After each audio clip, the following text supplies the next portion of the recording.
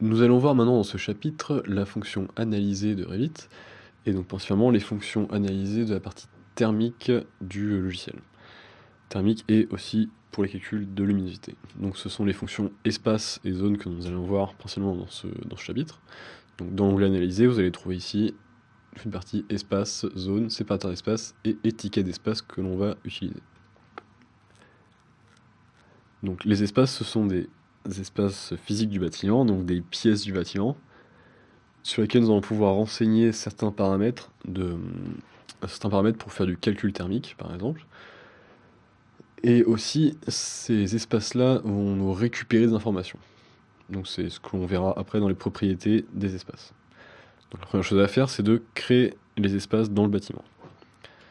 Vous allez voir que si vous utilisez la fonction espace, et que vous placez dans votre dessin, vous allez voir un rectangle rouge avec une croix au milieu. Donc ça veut dire en fait que Revit ne trouve pas d'espace lui-même. C'est vraiment ce que Revit, quand il cherche un espace, il cherche des limites de pièces, donc des murs. Alors là, le problème de base dans Revit, c'est que lorsque vous insérez un lien, donc c'est parce que là nous on cherche des espaces dans un lien architectural, il ne va pas automatiquement dire que ce lien a des limites de pièces. Donc je vais venir ici dans mes liens Revit, faire un clic droit sur mon lien architectural, donc c'est celui-ci qui contient toutes les parois. Donc lorsque vous le faites sur un autre projet, vous avez plusieurs liens, il faut bien sélectionner lesquels sont limites de pièces et d'autres non. Donc je viens sur les propriétés du type, et donc j'ai les contraintes ici qui sont limites de pièces, que je peux activer. Ok. Donc cette fois-ci, quand je vais relancer la fonction espace, Revit va bien me trouver la limite des espaces, donc des pièces. Il va bien trouver les parois de chaque espace. Donc je peux soit placer les espaces un par un, voilà. Il va montrer graphiquement quels espaces j'ai déjà placés. Aussi, hop, je peux placer tous les espaces automatiquement. C'est-à-dire, partout où il va trouver un espace, il va me créer, partout où il va trouver un endroit fermé plutôt, il va me créer un espace. Donc sur le niveau sélectionné. Donc là il m'a placé les espaces.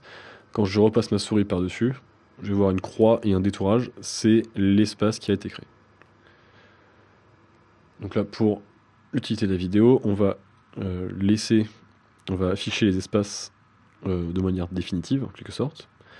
Donc, en allant ici dans emplacement et visibilité graphique. Les espaces sont aussi une catégorie d'objets. Donc vous allez les retrouver ici dans l'espace. Et vous pouvez dire que la référence et l'intérieur restent affichés. Donc vous avez vu que dans les catégories, vous avez souvent un petit plus qui permet d'avoir un menu déroulant. C'est-à-dire que les objets ont parfois des sous-catégories. Enfin, les catégories ont des sous-catégories. Ok, voilà. Comme ça, les espaces restent affichés. Alors, le but n'est pas seulement, bien sûr, de créer les espaces, mais aussi de les utiliser en tant que documentation pour mon bâtiment. Donc, lorsque je viens cliquer sur un espace, je vais voir qu'il est renseigné par un nom. Alors, les autres paramètres, on les verra ensuite dans la vidéo. Mais pour l'instant, juste pour les annotations, vous allez voir qu'il y a un numéro et un nom qui est écrit automatiquement. Donc, pour l'instant, ils s'appellent tous espaces et sont numérotés de 1 à 30, puisqu'il y a 30 espaces qui ont été créés. Je vais ici dézoomer un peu.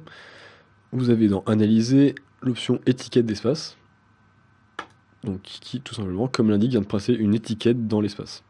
Donc c'est-à-dire que dès que je vais passer dans une zone, hop, voilà, j'ai l'espace 1, l'espace 2, l'espace 3. Si je viens ici dans le couloir, c'est l'espace 34. Donc c'est Revit qui a numéroté de lui-même ces espaces. Voilà. Donc ce que je fais ici, c'est que je place des annotations. Il y a bien sûr un moyen de placer toutes les annotations en un seul coup. Donc je vais venir ici dans Annoter. Donc ce que je place ici depuis tout à l'heure, ce sont des étiquettes. Si je clique dessus, ceci est une étiquette d'espace. Donc ce que je vais faire, c'est que je vais venir ici, tout étiqueter.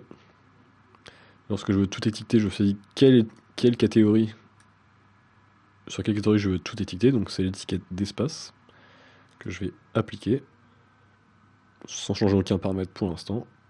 Et ok. Et vous voyez que tous mes espaces maintenant sont annotés. Donc attention, quand vous créez tous les espaces d'un coup, il va aussi vous créer des espaces dans des endroits qui ne sont pas forcément intéressants. Par exemple, des gains techniques, etc. Il va aussi créer un espace à cet endroit-là. Vous pourrez ensuite les supprimer ou les conserver pour l'étude. Alors on voit ici sur la vue en plan que donc les espaces sont créés en fonction des limites des pièces, donc les murs en général. Aussi parfois des limites qui ne sont pas physiques, mais qui ont été créées par exemple par l'architecte. C'est-à-dire que l'architecte ici a créé une pièce qui est sur un atrium, et derrière, je vais avoir la circulation classique. Donc il faudrait bien me séparer ces deux-là. Donc pour faire ce genre de séparation, il y a une fonction, par exemple si je veux enlever ici mes escaliers de cet espace-là, je vais venir ici dans Analyser, séparateur d'espace, et je vais faire, donc on retrouve bien là, ici les fonctions d'esquisse. Je vais ici créer un rectangle autour de mon escalier. Donc cette fois il a créé l'espace à l'intérieur, ce n'est pas très grave. Je vais faire la même chose sur celui-ci. Voilà.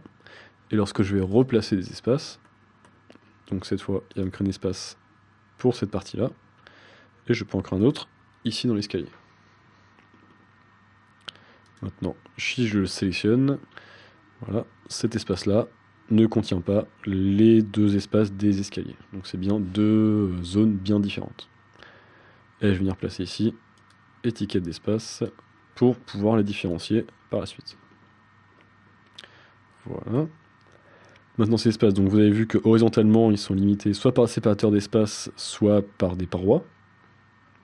Ils ont bien sûr aussi une hauteur. Donc si je clique sur l'espace, donc pour cliquer sur l'espace, il faut cliquer sur le repère de l'espace, que ce soit sur le bord ou ici sur la croix qui est signalée au milieu. Vous avez des contraintes de l'espace qui sont ici, donc il va bien sûr commencer sur le niveau courant, donc le niveau 0, et il va chercher une limite supérieure, c'est-à-dire il va partir de 0 jusqu'à 4000, donc un décalage limite de 4000 à partir de ce niveau-là, pour me chercher en fait la fin de l'espace. Donc pour chercher ici le décalage limite et la hauteur de ma pièce, je vais utiliser une coupe, voilà, que je vais créer ici dans mon bâtiment. Voilà. Donc pour créer une coupe, je viens ici chercher dans ma barre d'accès rapide la fonction coupe qui est aussi disponible dans Vue. Donc tout simplement pour créer une coupe, il suffit de tracer un trait de coupe. Voilà. Et derrière, vous avez une zone qui est la zone de profondeur de la coupe et la largeur de la coupe. Donc ce que vous allez voir dans votre coupe. Je vais supprimer celle-ci. Pour ensuite aller dans la coupe, le plus simple c'est de double-cliquer sur la pointe et vous allez arriver directement dans votre coupe du bâtiment. Donc, comme pour ma vue en plan, je vais rendre visibles les espaces. Pareil, remplacement en visibilité graphique. Je cherche mes espaces et je les rends visibles. Voilà. Donc on voit bien que même si mes espaces, mon décalage limite est à 4000 au-dessus du niveau 0, et bien de 0 à 4000, donc ce qui est un peu au-dessus de mon niveau 1, il ne me crée pas d'espace. Sa limite est ici, mais lui va bien s'arrêter au niveau de ma dalle. Donc lorsque Revit trouve une dalle ou un faux plafond, il va arrêter la création d'espace. Donc il aura bien le bon volume de l'espace ici. Donc il faut faire attention avec les limites de pièces. Si vous avez par exemple un espace qui est au-dessus de 4000, forcément, vous aurez un espace vide, vous n'aurez pas la totalité de la place dans votre calcul. Donc là je vais replacer, je peux le mettre ici, remettre le décalage limite à 4000, et garder ainsi mes bons espaces. Donc vous voyez bien que partout dans mon plan, ils vont s'arrêter au niveau de ma dalle. Sauf ici, bien sûr, parce que c'est une gaine technique, justement. Et ici, je peux créer un espace tout niveau. Parce que ce sera le même espace de mon sol jusqu'à ma toiture. Donc je peux soit changer à la main, si je mets l'espace jusqu'ici, mon décalage limite, il s'arrêtera quand même ici au niveau de ma toiture.